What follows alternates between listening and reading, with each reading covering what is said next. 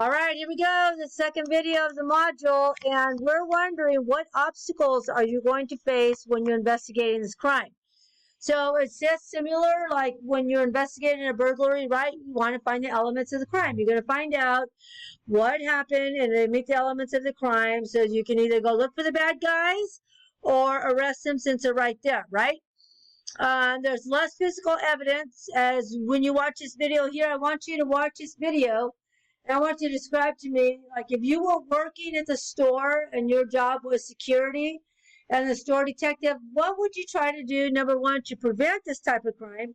Number two, if you can't prevent it and you see all these guys coming in, right? What are you going to do? Now, let me tell you something. I want you guys to use your brain, right? Because I don't want, 911, 911. Because if we're handling all these 911 calls because somebody's coming in and stealing this and stealing that, are we going to have time to go handle the good calls? Shooting, stabbings, assault, traffic wrecks, right? Babies being born, all that good stuff? No, because we're handling people with these petty thefts, right? But that's what we're there for, but you can't call till the crime's already been committed, right? So I'm going to tell you something. When you watch this video here, there's a point, if you see I'm doing this, at what point can you arrest them? At what point can you arrest any one of these suspects here, okay? And then let me know what evidence you have here when you watch this video, okay? So you see the obstacles are here. There's no illegal or forcible entry. Property crimes are pretty much that. The property's available, right? There's usually no real force or anything like that. Remember, this is not a burglary. Burglary is different. This is property crimes, right? All right, so type of different larcenies and theft, right? They talk about victim must identify the thief of a purse snatcher or pickpocketer. The thing with this is that you don't know your pocket's picked or your phone's gone till you notice it's gone. By then, who knows who picked your pocket, right? And then you're going to see if somebody has some video. You see if they're going to stop work. You help you look at the video, on and on and on. It's very hard to do. Looping. Looping. That's interesting. Because that I did not ever commit to memory. Hold on. Stand by. Looping. Let's find out. Okay, I looked in the book. Do not find looping. So I do not know what that looping is. But anyway, if you find it in the book, let me know. Be worth 3 extra credit points. Up to you. All right. Cell phone theft, huge, right? It's convenient. Everybody has a cell phone. They put it down at one point or another, have in their back pocket or whatever. Easy to take. Bicycle theft. You see the ghost riders all the time, right? They're riding their bike, and then they have their other bike in their hand, and they're riding down the street like a ghost is riding that bike. Types of larceny thefts. Here's a breakdown here. Thefts from motor vehicles is the most common complaint received because people leave their door unlocked. It happened to me. I was so busy with my daughter's 16th birthday party and going to and from the car, to and from the car, to and from the car, right?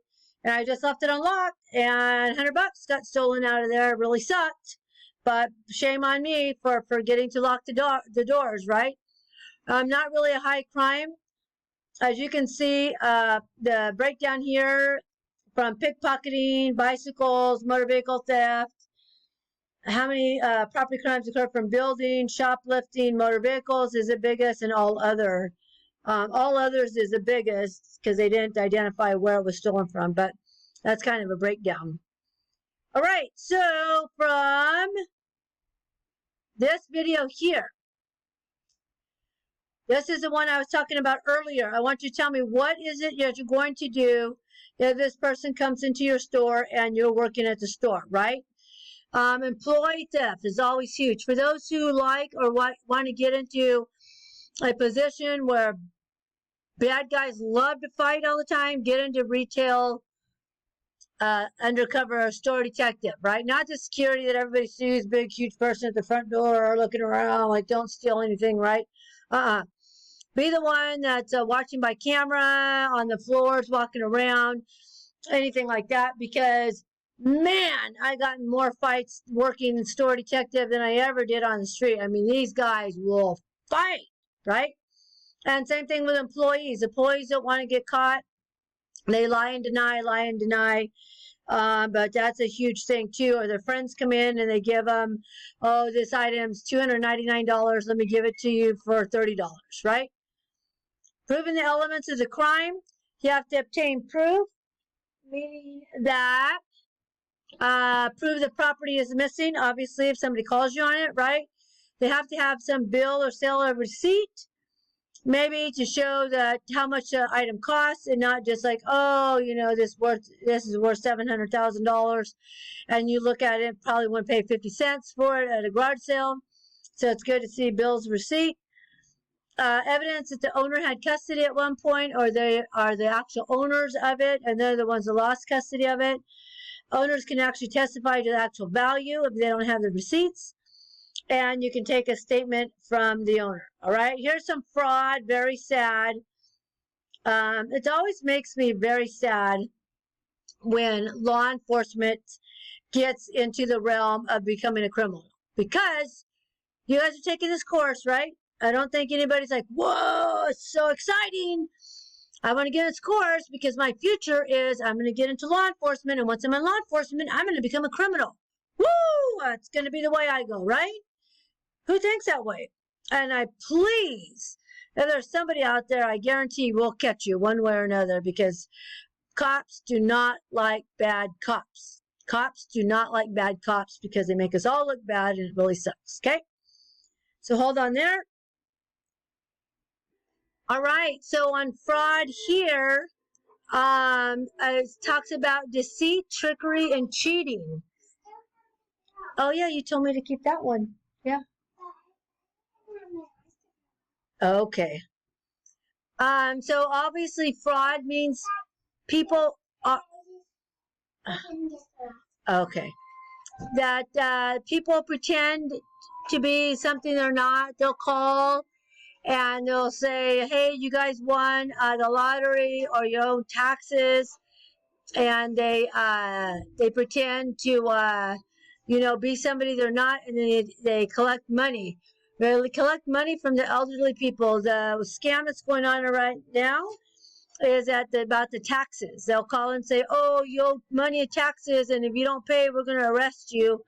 And if people aren't really familiar with what's going on, they get really scared, like, oh my gosh, what? I owe money for taxes.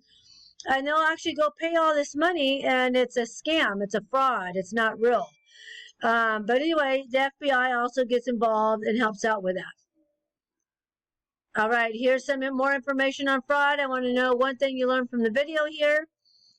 They talk about confidence games and real estate and mortgage fraud. Holy smokes, that is huge. That's a big thing as far as mortgage fraud, where people obtain other people's identity to buy homes and things like that.